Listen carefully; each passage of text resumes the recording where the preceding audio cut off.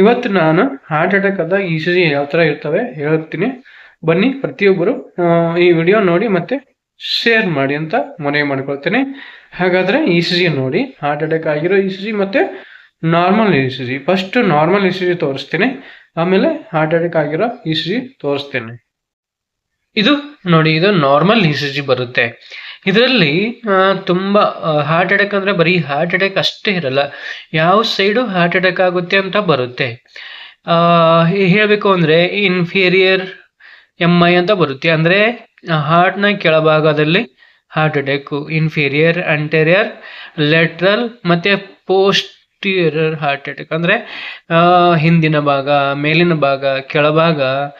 ಆಮೇಲೆ ಲೆಟ್ರಲ್ ಅಂದರೆ ಅಕ್ಕಪಕ್ಕ, ಸೈಡಲ್ಲಿ ಹಾರ್ಟ್ನ ಲೆಫ್ಟ್ ಅಥವಾ ರೈಟಲ್ಲಿ, ಈ ಥರ ಎಲ್ಲ ಹಾರ್ಟ್ ಅಟ್ಯಾಕ್ ಆಗ್ತಿರುತ್ತೆ. ಈ ಇ ಸಿ ಜಿ ನಾರ್ಮಲ್ ಆಗಿದೆ. ಡಾಕ್ಟ್ರು ಇದರಲ್ಲಿ ನೋಡಿಬಿಟ್ಟು ಕಂಡು ಹಿಡಿತಾರೆ ಹಾರ್ಟ್ ಅಟ್ಯಾಕ್ ಆಗಿದೆಯೋ ಇಲ್ವೋ ಅಂತ. ಇದೆಲ್ಲ ನೋಡಿ, ಈ ಮುಳುಗಳಿದಾವಲ್ಲ ಈ ಥರ, ಇವೆಲ್ಲ ನೋಡ್ತಿರ್ತಾರೆ, ಇದರಲ್ಲಿ ಸ್ಟಡಿ ಮಾಡ್ತಾರೆ. ಇದು ಸೆಕೆಂಡು, ಥರ್ಡು ಮತ್ತು ಎ ವಿ ಎಫ್ ಚೇಂಜಸ್ ಇದ್ದರೆ ಇನ್ಫೀರಿಯರ್ ಹಾರ್ಟ್ ಅಟ್ಯಾಕ್ ಅಂತ ಬರುತ್ತೆ. ಇದು ನಾನು ಎಕ್ಸಾಂಪಲ್ ಹೇಳ್ತಿದ್ದೀನಿ ಆಯಿತಾ. ಸೆಕೆಂಡ್, ಥರ್ಡು ಮತ್ತು ಎ ವಿ ಎಫ್, ಈ ಮೂರು ಏನಾನ ಇವು ಚೇಂಜಸ್ ಇದ್ದರೆ ಇನ್ಫೀರಿಯರ್ ಹಾರ್ಟ್ ಅಟ್ಯಾಕ್ ಅಂತ ಬರುತ್ತೆ. ಸೊ ಅದೇ ಥರನಾಗಿ ಅಂಟೀರಿಯರು, ಲೆಟ್ರಲ್ಲು, ಈ ಥರ ಎಲ್ಲ ಹಾರ್ಟ್ ಅಟ್ಯಾಕ್ಗಳು ಡಾಕ್ಟರ್ ನೋಡ್ತಾರೆ ಮತ್ತು ಎಷ್ಟು ಪ್ರಮಾಣದಲ್ಲಿ ಹಾರ್ಟ್ ಅಟ್ಯಾಕ್ ಆಗಿದೆ ಅಂತ ಹೇಳ್ತಾರೆ. ಸೊ ಇಲ್ಲಿ ಈ ಇ ಸಿ ಜಿ ನಾರ್ಮಲ್ ಆಗಿದೆ, ಇದರಲ್ಲಿ ಹಾರ್ಟ್ ಅಟ್ಯಾಕ್ ಅಂತ ಏನಿಲ್ಲ. ಯಾಕಂದರೆ ಈ ಮುಳ್ಳುಗಳು ನೋಡಿ ಎಷ್ಟು ಕರೆಕ್ಟಾಗಿದ್ದಾವೆ, ಇವೆಲ್ಲ ಮುಳ್ಳುಗಳು ಕರೆಕ್ಟ್ ಅದಾವೆ. ಇದು ಹೀಗೆ ಇರಬೇಕು, ಇದೆಲ್ಲ ಈ ಮುಳ್ಳುಗಳು ಹೀಗೆ ಇರಬೇಕು ನೋಡಿ. ನೀವು ಕೂಡ ನೋಡ್ಬೋದು, ಹತ್ರದಿಂದ ತೋರಿಸ್ತೀನಿ ನೋಡಿ. ಇದು ಏನಿದೆ ಇಲ್ಲಿ 1 2 3 4 5 6 ಇದೆ. ಈ ಕಡೆ ರೋಮನ್ ಇದೆ, first, second, third, A V R, A V L ಮತ್ತು ಎ ವಿ ಎಫ್ ಅಂತ. ಸೊ ಈ ಕಡೆ ಇಂಗ್ಲೀಷ್ 1 2 3 4 5 6 ಇದೆ. ಈ ಥರನೇ ಇರುತ್ತೆ ಎಲ್ಲ ಇ ಸಿ ಜಿ. ಇಲ್ಲ ರಿಬ್ಬನ್ ಟೈಪ್ ಇರುತ್ತೆ, ಅದು ಬಿಟ್ಟರೆ ಇದೇ ಥರ ಇರುತ್ತೆ ಎಲ್ಲಿ ಇ ಸಿ ಜಿ ಮಾಡಿದ್ರು ಕೂಡ ಜಗತ್ತಿನಲ್ಲಿ.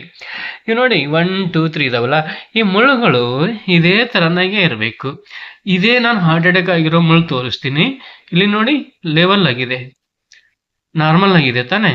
ಇಲ್ಲಿ ಪಕ್ಕದಲ್ಲಿ ಹಾರ್ಟ್ ಅಟ್ಯಾಕ್ ಆಗಿರೋದು ಇದೇ ರೋಮನ್ 1 ತೋರಿಸ್ತೀನಿ, ಇದು ಅಲ್ಲ ಸಾರಿ, ಈ V1 ತೋರಿಸ್ತೀನಿ. ಬನ್ನಿ ಇಲ್ಲಿ ಈ ಇ ಸಿ ಜಿ ನೋಡಿ ಹೇಗಿದೆ. ಇಲ್ಲಿ ನೋಡಿ ಚೇಂಜಸ್ ಇದೆ, 1 ಮತ್ತು 2 ಇವೆರಡು ನೋಡಿ ಹೇಗಿದೆ ಇ ಸಿ ಜಿ.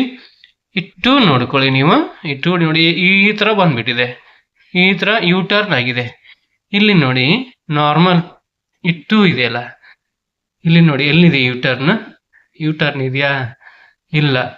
1 2, ಈ 1 2 ನಾರ್ಮಲ್ ಆಗಿದ್ದಾವೆ. ಈ ಹಾರ್ಟ್ ಅಟ್ಯಾಕಲ್ಲಿ ಇದು ನೋಡಿ ಹೇಗೆ ಯು ಟರ್ನ್ ಆಗಿದೆ ಇ ಸಿ ಜಿ. ಇದು ಹಾರ್ಟ್ ಅಟ್ಯಾಕ್ ಅಂತ ತೋರಿಸುತ್ತೆ, ಈ ಥರ ಯು ಟರ್ನ್ ಇರಬಾರ್ದು ನೋಡಿ. ಸರಿಯಾಗಿ ನೋಡಿ 1 2 ತೋರಿಸ್ತಿದ್ದೀನಿ, ಈ ಟರ್ನ್ ಬಂದಿದ್ದಾವೆ. ಇದೆಲ್ಲ ಇದು ಅಬ್ನಾರ್ಮಲ್ ಇ ಸಿ ಜಿ, ಅಂದರೆ heart attack E C G. ಇದರ ನೀವು ಗಮನದಲ್ಲಿ ಇಟ್ಕೋಬೇಕು. ಇನ್ನೊಂದ್ಸರಿ ನೋಡಿ, ಇದು 1 2, ಇಲ್ಲಿ ನಾರ್ಮಲ್ ಇರೋ 1 2. ಆಮೇಲೆ ಇನ್ನೂ ಸ್ಟ್ರಾಂಗ್ ಹಾರ್ಟ್ ಅಟ್ಯಾಕ್ ಅಂತ ಬಂದರೆ ಇದೇ ಇ ಸಿ ಜಿ ಇದೇ ತೋರಿಸ್ತೀನಿ ನಾನು. ಇದನ್ನು ಹಾರ್ಟ್ ಅಟ್ಯಾಕೇನೆ. ಇಲ್ಲಿ 1 2 ಹಾರ್ಟ್ ಅಟ್ಯಾಕ್, ಇದಕ್ಕಿಂತ ಸ್ಟ್ರಾಂಗ್ ಹಾರ್ಟ್ ಅಟ್ಯಾಕು, ಪೇಷಂಟ್ ತುಂಬ ಕ್ರಿಟಿಕಲ್ ಆಗಿರುತ್ತೆ, ಅದು ಇಲ್ಲಿದೆ ಇ ಸಿ ಜಿ. ಬನ್ನಿ ತೋರಿಸ್ತೇನೆ ನೋಡಿ ಹೇಗಿದೆ ಇ ಸಿ ಜಿ. 1 2 ನೋಡಿ ಎಷ್ಟು ಡಿಸ್ಟೆನ್ಸ್ ಇದೆ, ಅಂದರೆ ಹಾರ್ಟ್ ರೇಟ್ ಸ್ಲೋ ಆಗಿರುತ್ತೆ. ಇದೆಲ್ಲ 1 2 3 4 5, ಇಲ್ಲಿ ತನಕ ಇದು ಚೇಂಜಸ್ ಇದೆ ನೋಡಿ, ಇದೆಲ್ಲ ಚೇಂಜಸ್ ಇದೆ, ಫುಲ್ ಚೇಂಜ್ ಇದೆ ಇ ಸಿ ಜಿ. ಎಲಿವೇಶನ್ ಬಂದಿರ್ತವೆ, ಅಷ್ಟು ಎಲಿವೇಶನ್ ಅಂತ ಬರುತ್ತೆ, ಸ್ಟಡಿನಲ್ಲಿ ಭಾಳ ಇರುತ್ತೆ, ಎಷ್ಟು ಎಲಿವೇಶನ್, ಎಷ್ಟು ಡಿಪ್ರೆಷನ್, ಎಷ್ಟು ವೇರಿಯೇಷನ್ ಅಂತ ಹೇಳ್ಬಿಟ್ಟು ನೋಡಿ. ನೀವೇ ನೋಡ್ತಾ ಹೋಗಿ. ಈ ಥರ ಇ ಸಿ ಜಿ ಬಂದರೆ, ಫಸ್ಟ್ ಟೈಮ್ ಈ ಥರ ಬಂದರೆ ಹಾರ್ಟ್ ಅಟ್ಯಾಕ್ ಇದೆ ಅಂತ ಅರ್ಥ ಆಯಿತಾ. ನಾನು ಈ ಕಡೆ ಅಂಟೀರಿಯರ್ ಮೇಲ್ಭಾಗದಲ್ಲಿ ಹಾರ್ಟ್ ಅಟ್ಯಾಕ್ ಆಗೋದು ತೋರಿಸ್ತಿದ್ದೀನಿ, ಅಂಟೀರಿಯರ್ ಅಂತ ಬರುತ್ತೆ ಆಯಿತಾ. ನೋಡಿದ್ರಲ್ಲ, ಇದು 3ನೇ ಇ ಸಿ ಜಿ, ತುಂಬ ಸ್ಟ್ರಾಂಗು ನೋಡಿ, ಎಷ್ಟು ಮೇಲೆ ಹೋಗ್ಬಿಟ್ಟು ಯು ಟರ್ನ್ ಬಂದಿದೆ. ಅದೇ ಇದರಲ್ಲಿ ಬೇರೆ ಪಕ್ಕದಲ್ಲಿರೋ ಇ ಸಿ ಜಿ ನೋಡಿ ಸ್ವಲ್ಪ ಇದೆ ಇದು.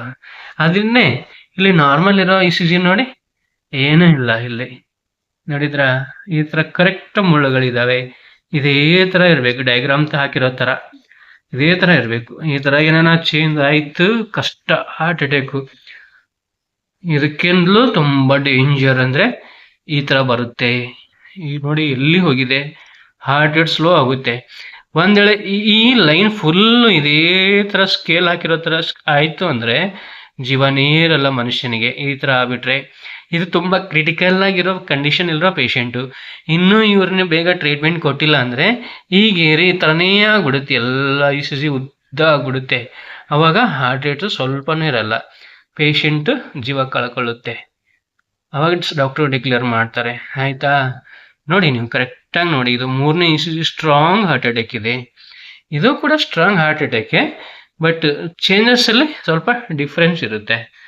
ಯು ಟರ್ನು ಬೇರೆ ಎಲ್ಲ ಇದ್ದಾವೆ, ಬಟ್ ನಾನು ಹಾರ್ಟ್ ಅಟ್ಯಾಕ್ ಅಂದರೆ ಹೇಳ್ಕೊಡ್ತಿದ್ದೀನಿ. ಎಲ್ಲ ಚೇಂಜ್ ಆಗ್ತವೆ ಇದೇ ಥರನೇ. ಈ ECG ಚೇಂಜ್ ಆಗಿದೆಯಲ್ಲ, 3ನೇ ECG ಇದೇ ಥರನೇ ಈ ಕಡೆನೂ ಚೇಂಜ್ ಆಗುತ್ತೆ. ಇದೆಲ್ಲ ಚೇಂಜ್ ಆಗ್ತಿರ್ತವೆ. ಆಮೇಲೆ ಹಾರ್ಟ್ ರೇಟ್ ಜಾಸ್ತಿ ಆದಾಗ ಈ ಮುಳ್ಳುಗಳೆಲ್ಲ ಹತ್ರ ಬರ್ತವೆ, ತುಂಬ ಹತ್ರ ಬರ್ತವೆ. ಹಾರ್ಟ್ ರೇಟ್ ಜಾಸ್ತಿ ಆದಾಗ ಇದು ಹಾರ್ಟ್ ರೇಟ್ ಸ್ಲೋ ಆಗ್ತಿದೆ, ಡ್ರಾಪ್ ಆಗ್ತಿದೆ ಹಾರ್ಟ್ ರೇಟು. ಪೇಷಂಟ್ ಹಂಗೆ ಬಿಟ್ಟರೆ ಜೀವನೇ ಹೋಗುವಂಥ ಪರಿಸ್ಥಿತಿ. ಈ ಪೇಷಂಟ್ ಈ ಥರ ಅಷ್ಟು ಕ್ರಿಟಿಕಲ್ ಆಗಿರ್ತವೆ. ಈ ಥರ ಪೇಷಂಟ್ಗೆ ಬೇಗ ICU ಅಡ್ಮಿಟ್ ಮಾಡಿಬಿಟ್ಟು ಜೀವ ಉಳಿಸುವಂಥ ಇಂಜೆಕ್ಷನ್ ಕೊಡ್ತಿರ್ತಾರೆ ಡಾಕ್ಟ್ರು. ಅದು ಪೇಷಂಟ್ ಅಟೆಂಡರ್ ಪರ್ಮಿಷನ್ ಬೇಕಾಗುತ್ತೆ, ಒಪ್ಪಿಗೆ ಬೇಕಾಗುತ್ತೆ. ಯಾಕಂದರೆ ರಿಯಾಕ್ಷನ್ ಆಗ್ತಿರುತ್ತೆ ಇಂಜೆಕ್ಷನ್, ಅದು ಮೂಗಿಂದ ಬ್ಲಡ್ ಬರ್ಬೋದು. ಹಾಗಾಗಿ ರಿಯಾಕ್ಷನ್ ಆಗ್ಬೋದು, ಪೇಷಂಟ್ಗೆ ಎಫೆಕ್ಟ್ ಆಗ್ಬೋದು. ಆ ಪೇಷಂಟ್ ಅಟೆಂಡರ್ ಸೈನ್ ಮಾಡಿದ ತಕ್ಷಣ ಈ ಥರ ಡೇಂಜರ್ ಹಾರ್ಟ್ ಅಟ್ಯಾಕ್ ಆಗಿರೋ ಪೇಷಂಟ್ಗೆ ಲೈಫ್ ಸೇವಿಂಗ್ ಜೀವ ಉಳಿಸೋ ಇಂಜೆಕ್ಷನ್ ಕೊಟ್ಟಾಗ ಮತ್ತೆ ಈ ECG ಏನಾಗುತ್ತೆ, ಬ್ಲಡ್ ಕರೆಕ್ಟಾಗಿ ಹಾರ್ಟಲ್ಲಿ ಓಡಾಡೋಕ್ಕೆ ಸ್ಟಾರ್ಟ್ ಮಾಡುತ್ತೆ. ಆವಾಗ ECG ಈ ಥರ ಬರೋಕ್ಕೆ ಸ್ಟಾರ್ಟ್ ಮಾಡುತ್ತೆ. ಈ ಥರ ಆಗುತ್ತೆ. ಅರ್ಥ ಆಯ್ತಲ್ಲ? ಹಾರ್ಟ್ ಇದು ನಾರ್ಮಲ್ ECG ಆಯ್ತಾ, ಇದು ನಾರ್ಮಲ್ ECG. ಇದು ಹಾರ್ಟ್ ಅಟ್ಯಾಕ್ ECG. ಇದು ತುಂಬ ಡೇಂಜರ್ ಹಾರ್ಟ್ ಅಟ್ಯಾಕ್ ECG. ಇಷ್ಟು ಮಾತ್ರ ನೀವು ಪ್ರಾಕ್ಟಿಕಲ್ ಆಗಿ ಜನರಲ್ ನಾಲೆಜ್ ತಿಳ್ಕೊಂಡ್ರೆ ನೀವುಗಳು ಕೂಡ ಪೇಷಂಟ್ಗೆ ಹಾಸ್ಪಿಟ್ಲಿಗೆ ಏನಾರ ಕರ್ಕೊಂಡು ಹೋದಾಗ ಅಥವಾ ನೀವೇನೇ ECG ಮಾಡಿಕೊಂಡಾಗ ಕಂಡುಹಿಡಿಬೋದು. ಆಯಿತಾ? ನಾನು ಒಂದು ಸಾಮಾಜಿಕ ಕಳಕಳಿಗಾಗಿ ಈ ಥರ ವಿಡಿಯೋ ಮಾಡ್ತಿದ್ದೀನಿ. ನನ್ನ ಒಂದು ನಾಲೆಜ್ ಮಟ್ಟಿಗೆ ನಾನು ಹೇಳ್ಕೊಡ್ತಿದ್ದೀನಿ. ತುಂಬ ಇದೆ, ಸ್ಟಡಿ ತುಂಬ ಇದೆ, ಬಟ್ ನಾನು ಜಸ್ಟ್ ಸ್ವಲ್ಪ ಹಾರ್ಟ್ ಅಟ್ಯಾಕ್ ಅಂದರೆ ಯಾವ ಥರ ಆಗುತ್ತೆ ಅನ್ನೋದು ಒಂದು ಹೇಳ್ಕೊಡೋಕ್ಕೆ ಅಂತ ಬಂದುಬಿಟ್ಟು ಹೇಳ್ತಿದ್ದೀನಿ. Normal ECG, heart attack ECG, ಇನ್ನೂ ತುಂಬ ಸ್ಟ್ರಾಂಗ್ ಆಗಿ ಹಾರ್ಟ್ ಅಟ್ಯಾಕ್ ಆಗುತ್ತಲ್ಲ ಅದು ECG. ಓಕೆನಾ? ನೋಡಿದ್ರಲ್ಲ, ನಾನು ಹೇಳಿರೋದು ಉಪಯೋಗಕ್ಕೆ ಬಂದಿದೆ ಅಂತ ಅಂದ್ಕೊಳ್ತೀನಿ. ಯಾಕಂದರೆ ECGಯಲ್ಲಿ ತುಂಬ ಅಂದರೆ ತುಂಬ ಇದೆ. ಮೇಲ್ಭಾಗದಲ್ಲಿ ಏನಾನ ಹಾರ್ಟ್ ಅಟ್ಯಾಕ್ ಆದರೆ ಅಂಟೀರಿಯರ್ ಅಂತಾರೆ, ಕೆಳಗಡೆ ಹಾರ್ಟ್ ಅಟ್ಯಾಕ್ ಆದರೆ ಇನ್ಫೀರಿಯರು. ಹಾರ್ಟಲ್ಲಿನೇ ಸೈಡಲ್ಲಿ ಈ ಸೈಡಲ್ಲಾದರೆ ಲೆಟ್ರಲ್ ಆಗುತ್ತೆ. ಮತ್ತು ಬ್ಯಾಕ್ ಸೈಡಲ್ಲಿ ಅದನ್ನು ಪೋಸ್ಟೀರಿಯರ್ ಅಂತ ಬರುತ್ತೆ. ಅದು ತುಂಬ ಥರ ಹಾರ್ಟ್ ಅಟ್ಯಾಕ್ ಆಗುತ್ತೆ. ಸ್ಟ್ರಾಂಗು ಅಥವಾ ಸ್ವಲ್ಪ ಹಾರ್ಟ್ ಅಟ್ಯಾಕು ಅಥವಾ ಹಾರ್ಟ್ ಅಟ್ಯಾಕ್ ಲಕ್ಷಣಗಳು ತುಂಬ ಇರುತ್ತೆ. ಹಾರ್ಟ್ ರೇಟ್ ಜಾಸ್ತಿ, ಹಾರ್ಟ್ ರೇಟ್ ಸ್ಲೋ ಆಗಿರೋದು, ವೈಬ್ರೇಷನ್ ಥರ ಹಾರ್ಟ್ ಇದು ಆಗುತ್ತೆ. ಈ ಥರ ತುಂಬ ಇದೆ ಪ್ರಾಬ್ಲಮ್ಸ್. ಬಟ್ ನಾನಿವತ್ತು ನಿಮಗೆ ಹೇಳ್ಕೊಟ್ಟಿದ್ದು ಹಾರ್ಟ್ ಅಟ್ಯಾಕ್ ECG ಯಾವ ಥರ ಇರುತ್ತೆ, ನಾರ್ಮಲ್ ECG ಯಾವ ಥರ ಇರುತ್ತೆ ಅಷ್ಟೇ. ಮತ್ತೆ ಮುಂದಿನ ವಿಡಿಯೋದಲ್ಲಿ ಸಿಗ್ತೀನಿ. ಈ ವಿಡಿಯೋ ಉಪಯೋಗಕ್ಕೆ ಬರುತ್ತೆ, ಶೇರ್ ಮಾಡಿಕೊಳ್ಳಿ ವಿಡಿಯೋ. ದಯವಿಟ್ಟು ನನಗೆ ಸಪೋರ್ಟ್ ಮಾಡಿ. ನನ್ನ ಒಂದು ಮಾಹಿತಿಯಲ್ಲಿ ಏನಾದರೂ ತಪ್ಪು ತಡೆಯಿದ್ರೆ ದಯವಿಟ್ಟು ಮೆಸೇಜ್ ಮಾಡಿಬಿಟ್ಟು ನನಗೆ ಹೇಳಿ. ನಾನು ಪರ್ಫೆಕ್ಟ್ ಅಲ್ಲ, ನನಗೆ ತಿಳಿದ ಮಟ್ಟಿಗೆ ನಾನು ಎಕ್ಸ್ಪ್ಲೇನ್ ಮಾಡಿ ಹೇಳಿದ್ದೀನಿ. ಮತ್ತೆ ಮುಂದಿನ ವಿಡಿಯೋದಲ್ಲಿ ಸಿಗ್ತೀನಿ. ಅಲ್ಲಿವರೆಗೂ ತಮ್ಮೆಲ್ಲರಿಗೂ ಕೂಡ ನಮಸ್ಕಾರ.